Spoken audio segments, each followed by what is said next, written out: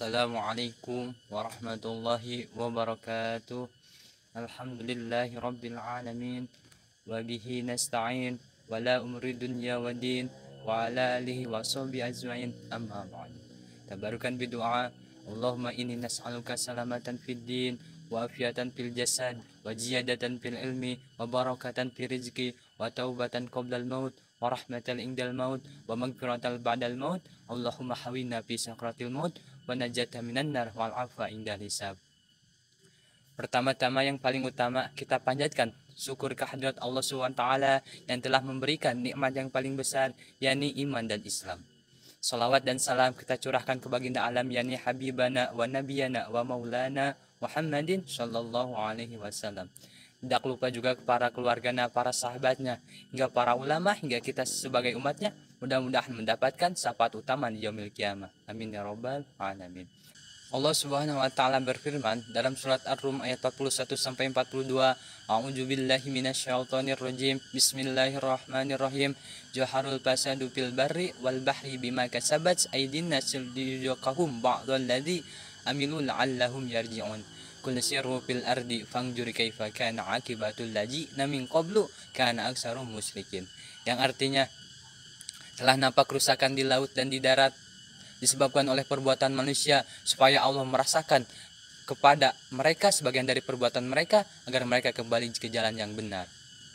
Katakanlah, adakanlah perjalanan di muka bumi ini dan perhatikanlah sebagaimana orang-orang terdahulu, kebanyakan dari mereka orang-orang yang mempersekutukan Allah. Dalam ayat tersebut Allah SWT menjelaskan telah nampak kerusakan di darat dan di laut disebabkan oleh perbuatan manusia. Telah nampak jelas kerusakan di dunia ini, bahkan Badan Penanggulangan Bencana yang kita kenal BNPB mengungkapkan telah terjadinya cuaca ekstrim dan banjir di seluruh Indonesia dari tanggal 1 Januari hingga 7 Oktober. Innalillahi wa inna ilaihi raji'un. Apa sebab kerusakan tersebut? Tidak lain dan tidak bukan karena dua hal. Satu, yaitu kerusakan secara zahiriyah berkaitan dengan hablum minan nas. Yang kedua, secara batiniah yang berkaitan dengan hablum minallah. Apa itu kerusakan secara zahiriyah? Kerusakan secara zahiriyah ialah kerusakan yang dilakukan dengan jelas dan terlihat oleh kasat mata, seperti membuang sampah sembarangan, mengalirkan limbah pabrik ke sungai, pembakaran hutan secara ilegal, penebangan hutan secara ilegal. Perbuatan-perbuatan tersebut jelas dapat merusak lingkungan dan menyebabkan bencana di kemudian hari. Yang kedua, kerusakan secara batinnya. Kerusakan secara batinnya ialah kerusakan yang dilakukan oleh manusia dengan cara bermaksiat kepada Allah SWT. Di zaman sekarang, tempatnya berkumpul maksiat dari zaman dulu hingga zaman sekarang. Dari maraknya LGBT, berzina, berjudi, hingga pemakaian obat-obatan terlarang. Na'udzubillahi min dzalik. Padahal bumi yang Allah ciptakan ini bukan untuk tempat bermalas-malasan, bermain-main, apalagi tempat untuk bermaksiat. Allah menciptakan bumi ini sebagai sarana kita mengingat Allah SWT dengan cara membantu orang kesusahan, berbakti kepada orang tua, bersedekah, berzikir, bersolawat, melakukan perjalanan secara tadabbur, menjaga lingkungan, dan melakukan amal-amalan yang dicontohkan Rasulullah SAW.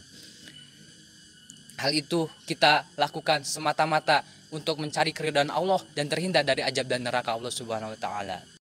Berbicara tentang melestarikan lingkungan, saya teringat suatu hadis Rasulullah Shallallahu Alaihi Wasallam yang berbunyi, "Qala man ahya ardan maitatun ajrun wa ma'aklan afiyata minha bahwa lahu sodakotun." Yang artinya, barang siapa yang menghidupkan tanah yang mati, maka baginya pahala tanah itu, dan segala apa yang dimakan dari tanamannya maka merupakan sodakoh. Dalam hadis tersebut, Rasulullah Shallallahu Alaihi Wasallam menganjurkan kita untuk senantiasa mengolah tanah agar bisa ditanami pepohonan yang dapat mengalirkan amal jariah bagi si penanamnya. Selain menjadikan lingkungan yang indah, udara yang sejuk, bahkan setiap udara yang dihirup, buah yang dimakan, sampai cacing-cacing yang ada di dalam tanah, insya Allah akan dihitung sedekah bagi si penanamnya. Pohon memiliki akar yang berfungsi sebagai penyerap air di dalam tanah. Semakin banyak pohon, maka semakin banyak cadangan air yang ada. Menanam pohon atau reboisasi penghijauan lahan juga dapat mengurangi krisis air bersih yang ada. Selain untuk melestarikan sumber air, menanam pohon juga dapat melestarikan pohon-pohon endemik yang mulai jarang ada di Indonesia. Apa yang manfaat yang didapat dengan menanam pohon? Yaitu memperbaiki hutan dan menjadikan lingkungan yang sehat dan indah. Pohon juga berfungsi sebagai antisipasi banjir, longsor, dan erosi. Mungkin manfaat menanam pohon tidak dapat dirasakan sekarang, namun beberapa tahun ke depan ketika kita merawat pohon tersebut dengan baik, insya Allah generasi yang akan mendatang mendapatkan manfaatnya. Penutup dari saya, jika Anda tidak bisa melestarikan lingkungan, maka jagalah diri Anda dari hal-hal yang dapat merusak lingkungan. Sekian dari saya, mohon maaf atas segala kekurangan dan kesalahan. Wabillahi taufiq wal hidayah. Wassalamualaikum warahmatullahi wabarakatuh.